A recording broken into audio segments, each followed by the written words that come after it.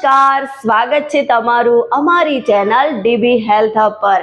આજે આપણે એવા રસપ્રદ અને ઇમ્પોર્ટન્ટ વિષય પર વાત કરવા જઈ રહ્યા છીએ કે સૌનો પ્રશ્ન હોય છે કે રોજ બટાકા ખાવાથી શું થાય, બટાકા આપણા માટે હેલ્ધી છે કે નથી, બટાકા ખાઈશું તો આપણું વજન વધી તો નહીં જાય। આવા બધા પ્રશ્નોનો ભરમાર આપણે રોજ સાંભળતા હોઈએ છીએ। તો ખરેખર રોજ બટાકા ખાવાથી શું થાય એ વિશે સમજવું હોય, જાણવું હોય તો વિડીયોને એન્ડ સુધી જરૂરથી જોજો। અને હા, આ વિડીયો એ લોકોને જરૂરથી શેર કરો જેઓ બટાકા ખાવાના ખૂબ જ શોખીન હોય છે। બટાકા સૌથી પ્રિય શાકભાજી છે, કેમ કે બટાકા બધાને ખૂબ જ પ્રિય હોય છે। નાનાથી લઈને મોટા બધાને બટાકા ખાવાનું પસંદ હોય છે। બટાકા સરળતાથી મળી જાય છે અને બધી જ વસ્તુઓની અંદર મિક્સ થઈ જાય છે। એને મિક્સ કરીને આપણે અલગ અલગ સબ્જી બનાવી શકીએ છીએ, અલગ અલગ આઈટમો પણ બનાવી શકીએ છીએ।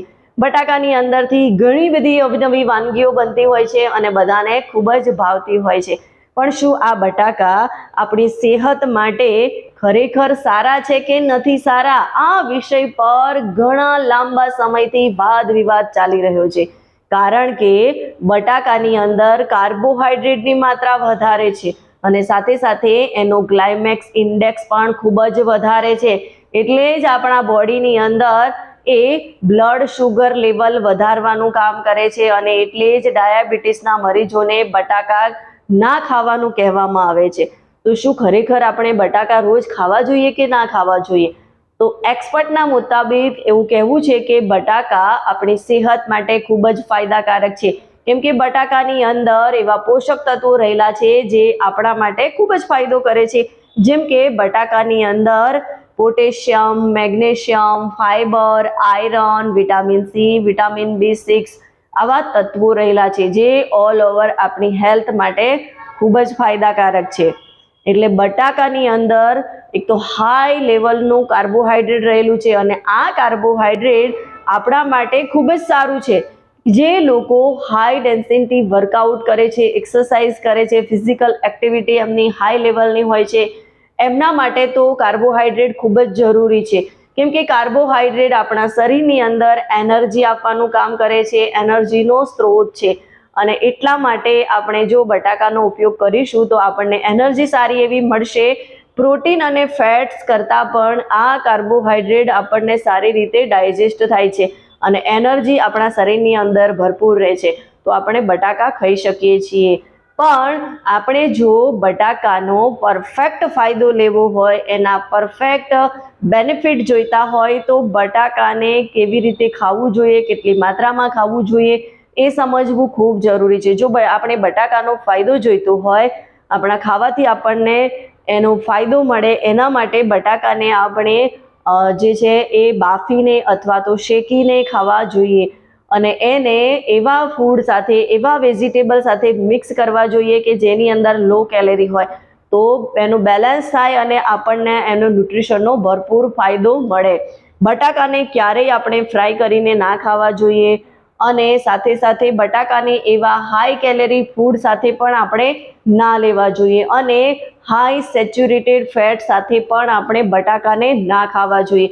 અને બટાકાથી જે પ્રોસેસ થયેલી, અલ્ટ્રા પ્રોસેસ થયેલી જે વસ્તુઓ છે એનો પણ આપણે યુઝ ના કરવો જોઈએ। બટાકા ખાવા જોઈએ એનો મતલબ એ નથી કે અલ્ટ્રા પ્રોસેસ વાળી વસ્તુઓ પણ આપણે ખાઈએ, જેમ કે બટાકાની ચિપ્સ છે અથવા તો વડાપાવ છે, દાબેલી છે, કચોરી છે, સમોસા છે, આ જેની અંદર પણ બટાકા યુઝ થાય છે અને ફ્રાય કરવામાં આવે છે, ડીપ ફ્રાય કરવામાં આવે છે, આ બધી વસ્તુ આપણા માટે નુકસાનદાયક છે। પણ જો સીધા જ તમે રો મટીરિયલ એટલે કે બટાકાને બાફીને અથવા તો શેકીને ખાવ છો અથવા તો એને બીજા કોઈ ગ્રીન વેજીટેબલ સાથે એડ કરીને ખાવ છો તો એ તમને ફાયદો કરે છે। બટાકાની અંદર રહેલું પોટેશિયમ અને આયરન અને સાથે સાથે એની અંદર જે તત્વો રહેલા છે એ આપણા બ્લડ પ્રેશરને મેન્ટેન કરવાનું કામ કરે છે, હાર્ટને હેલ્ધી રાખવાનું કામ કરે છે અને સાથે સાથે તેમાં રહેલું પોટેશિયમ મસલ્સના સર્ક્યુલેટ માટે પણ ખૂબ જ ફાયદાકારક છે। અને બટાકાની અંદર એવા પોષક તત્વો છે જે આપણા માટે ખૂબ જ ફાયદાકારક છે। સાથે સાથે આપણે બટાકાની અંદર ફાઈબર મળતું હોય છે, તો ફાઈબર પણ આપણા માટે શ્રેષ્ઠ છે, કેમ કે ફાઈબર બટાકાના છિલકા સાથે આપણે જો લઈશું તો આપણને ફાઇબર મળવાનું છે, અને ફાઇબર પણ આપણા માટે ખૂબ જ ફાયદાકારક છે, પાચનને સારું કરે છે. અને હા, જે લોકો વેટ લોસ પ્રોસેસમાં છે, વજન ઓછું કરવા માંગે છે, એવો પણ બટાકાનો યુઝ કરી શકે છે. પણ ધ્યાનમાં રાખવા જેવી વાત એ છે કે રોજ એક જ બટાકાનો યુઝ કરવો જોઈએ, અને બટાકાને ક્યારેય હાઈ કેલોરી સાથે યુઝ ના કરવું જોઈએ, કેમ કે તેમને વેટ લોસમાં કેલેરી પણ મેન્ટેન કરવાની હોય છે. તમે રોજ એક બટાકાનો યુઝ કરશો તો ઓવર ઇટિંગથી બચી જશો, કેમ કે એમાં ફાઇબર વધારે પ્રમાણમાં હોય છે અને લાંબા સમય સુધી એ આપણું પેટ ભરેલું રાખે છે. પણ આપણે ધ્યાનમાં રાખવાની વાત એ છે કે એને આપણે ફ્રાય કરીને ના ખાવું જોઈએ, અલ્ટ્રા પ્રોસેસ વાળી વસ્તુ બનાવીને ના ખાવી જોઈએ, અને કેલરીને ખાસ મેન્ટેન કરીને રાખવી જોઈએ. તો બટાકું આપણા માટે સર્વશ્રેષ્ઠ છે. બટાકું આપણને ફાયદો કરશે, નહીં તો બટાકું આપણને નુકસાન જ પહોંચાડવાનું છે. અને બટાકા તમારા બોડી માટે સર્વશ્રેષ્ઠ છે કે નહીં, તમને નુકસાન પહોંચાડશે કે ફાયદો, એના માટે તમે તમારા એક્સપર્ટની પાસે ગાઈડન્સ લઈ શકો છો. તમારા કોઈ ફેમિલી ડોક્ટર સાથે પણ તમે વિચાર વિમર્શ કરી શકો છો. હેલ્થ એક્સપર્ટની પણ તમે સલાહ લઈ શકો છો. વિડીયો ગમ્યો હોય તો એને લાઈક જરૂરથી કરજો અને સબસ્ક્રાઇબ કરજો, જેથી તમને આવા અવનવા વિડીયોની માહિતી મળતી રહે. અને હા, આ વિડીયો એવા લોકોને જરૂરથી શેર કરો જેઓ બટાકા ખાવાના ખૂબ જ શોખીન છે.